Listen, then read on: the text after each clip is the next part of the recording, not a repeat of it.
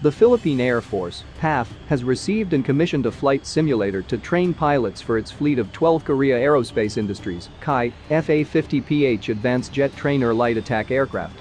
The service said in a statement that an acceptance, turnover, and blessing ceremony for the simulator and its related facility was held on 14 June at the Basa Air Base in Floridablanca, Pampanga Province, where the PAF's 5th Fighter Wing is based.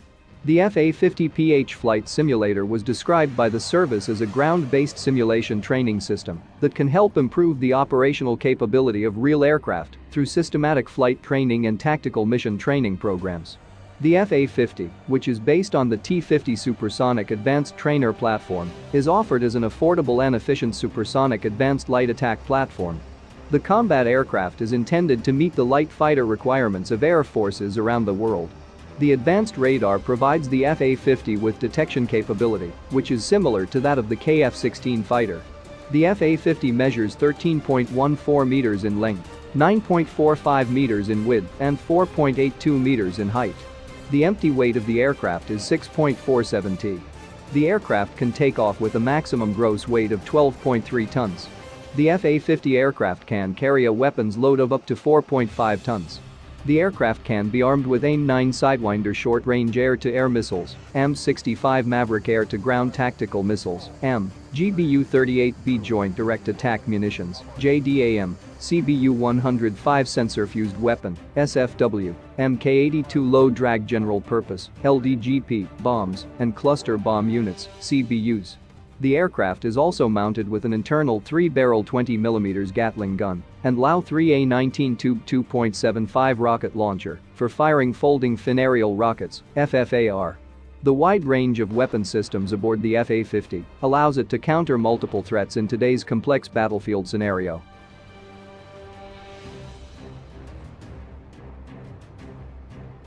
Thank you guys for watching.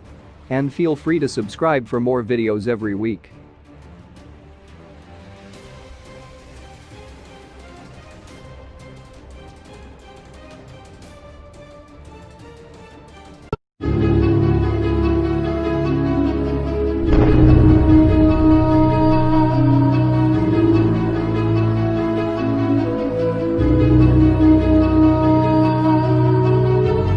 The Philippine Air Force presently has a fleet of 8 upgraded AV-10M aircraft.